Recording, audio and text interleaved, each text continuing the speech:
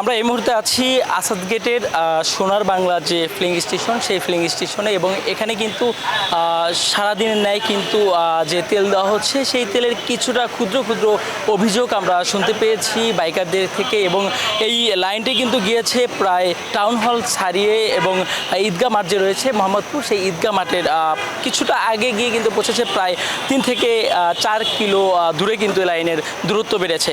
এবং আমি যদি আপনাদের একটু দেখানোর চেষ্টা করি যে এই সোনার বাংলা ফিলিং স্টেশনে কিন্তু আজকে সকালে বাইকার যারা ছিলেন তারা কিন্তু প্রথমেই বলেছেন যে আসলে ফুয়েল পাস ছাড়া কোনো ধরনের আসলে তেল দেওয়া হচ্ছে না এবং অন্যান্য দিন যে 500 টাকার তেল অর্থাৎ ফুয়েল পাস না থাকলেও 500 টাকার তেল দেওয়া হয়েছে, সেক্ষেত্রে আজকে ফুয়েল পাস ব্যতীত কোনো তেল দেওয়া হয়নি সকালবেলা। এবং এখানে যারা রয়েছেন সকাল থেকে এবং তাদের সাথে আমরা কথা বলেছি এবং তারা কিন্তু একই কথাই বলেছেন যে এই সোনার বাংলার যে ফুয়েল স্টেশন রয়েছে এখানে কিছুটা আসলে তারা অনিয়ম করছেন এবং তারা লাইন না মেনেই আসলে তারা কিছু টাকা পয়সা নিয়ে কিন্তু আসলে যে তেল দেওয়ার যে অভিযোগ সেই অভিযোগ কিন্তু আমরা প্রায় প্রত্যেকজনের কাছ থেকে শুনতে পেয়েছি এবং তারা পুরো হতাশ। তারা বলছেন যে আসলে এভাবে আসলে তারা দিনের পর দিন আসলে সিরিয়াল ধরে যে তেল সংগ্রহ করছেন সেটি সামনে গিয়ে যে কেউ কিছু টাকার বেশি দিলে আসলে তাদেরকে তেল দেওয়া হচ্ছে এমন অভিযোগ তারা তুলছেন। এবং তাদের সাথে যে কথা বলেছি তারা বলেছেন যে আসলে জ্বালানি তেলের যে দাম বৃদ্ধি হওয়ার পর থেকেও আসলে তারা এটা ভাবতে পারেনি যে আসলে এইভাবে এত সিরিয়াল হবে এবং এত আরও চাপ পড়বে। সেই ক্ষেত্রে কিন্তু আসলে আজকে প্রধানমন্ত্রীর যে উপদেষ্টা রয়েছে তিনি কিন্তু জানিয়ে দিয়েছেন যে এখন পর্যন্ত যে তেলের রিজার্ভ রয়েছে সেই তেল কিন্তু তারা শেষ করতে পারবে না বিগত 2 থেকে 3 মাসেও। সেই বিষয়টিও কিন্তু আমরা আসলে দেখতে পেয়েছি। আসলে প্রধানমন্ত্রীর যে উপদেষ্টা রয়েছেন জাহেদ-উর রহমান তিনি কিন্তু আসলে আজকে দুপুরে সংবাদ সম্মেলন করেছিলেন। সেই সংবাদ সম্মেলনে কিন্তু তিনি জানিয়ে দিয়েছিলেন যে আসলে তেলের যে রিজার্ভ রয়েছে সেই রিজার্ভের কথা কিন্তু তিনি বারবারই বলেছেন এবং তিনি কিন্তু যে একটি রিজার্ভের কথা বলেছেন সেটি হলো গত অর্থাৎ আজকে এই মাসের 19 তারিখ পর্যন্ত ডিজেলের পরিমাণ 1,22,633 মেট্রিক টন এবং অকটেন রয়েছে 27,602 মেট্রিক টন এবং পেট্রোল রয়েছে 18,445 মেট্রিক টন এবং 12,382 মেট্রিক টন জেট ফুয়েল মজুত করা রয়েছে সরকারের। এমন তথ্য কিন্তু আসলে প্রধানমন্ত্রী যে উপদেষ্টা রয়েছেন জাহিদুর রহমান তিনি কিন্তু জানিয়েছেন। এবং এখানে আমরা যদি একটু কথা বলি বাইকারদের সাথে, আপনি কখন সিরিয়ালে দাঁড়িয়েছেন? সকাল 10টায়। এখন পর্যন্ত হ্যাঁ পাম্পের কাছে হ্যাঁ এবং কয় টাকা ফুয়েল দেওয়া হচ্ছে? শুনছি তো 1000 টাকার। ফুয়েল পাচ্ছে? হ্যাঁ ফুয়েল পাস ছাড়া দেওয়া হয় না। এখানে সকাল 10টা থেকে অর্থাৎ এখন বাজে প্রায়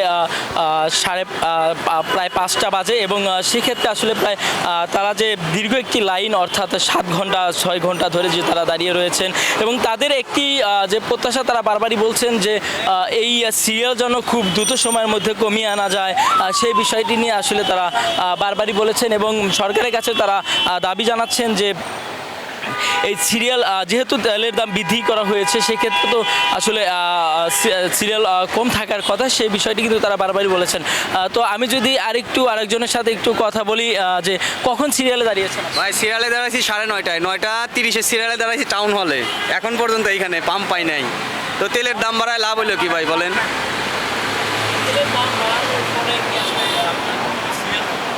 না, তেলের দাম বাড়ানোর পরে এখনো সিরিয়াল কম দেখতে পাই নাই ভাই।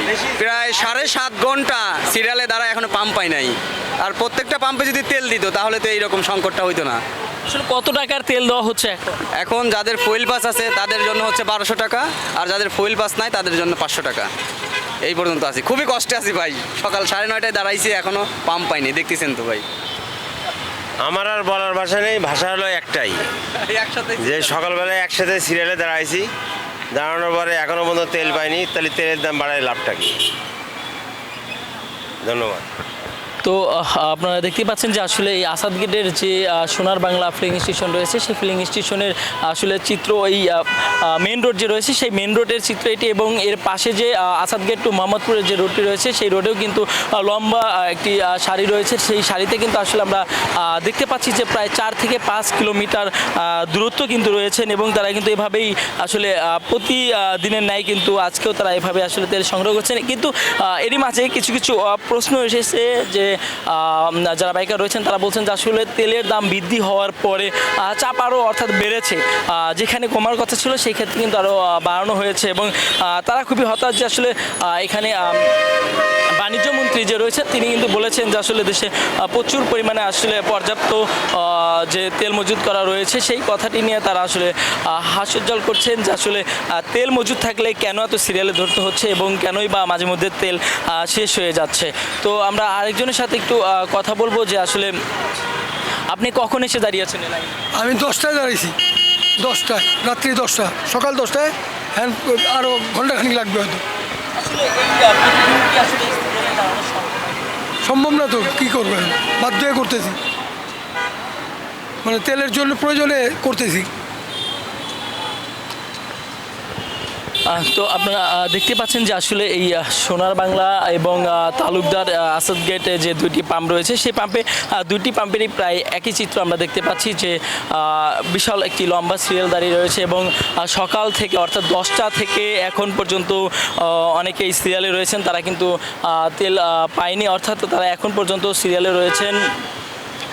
তো সোনার বাংলা যে ফিলিং স্টেশনটি রয়েছে এই ফিলিং স্টেশনে আমরা ভিতরে চিত্র দেখতে পেয়েছি যে বেশ কিছু বাইক তারা উল্টো পাশে ভিতরে ঢুকিয়ে তাদের যে অভিযোগ, অর্থাৎ বাইরে থেকে অনেকে অভিযোগ করেছেন যে ভিতরে কিছু টাকার বিনিময়ে কিন্তু উল্টো পাশ দিয়ে গেলে আসলে তেলের সন্ধান মিলছে, সেই চিত্রই কিন্তু আসলে আমরা দেখতে পেয়েছি। এবং এই ছিল আমার কাছে আসাদ গেট সোনার বাংলা ফিলিং স্টেশনের সর্বশেষ।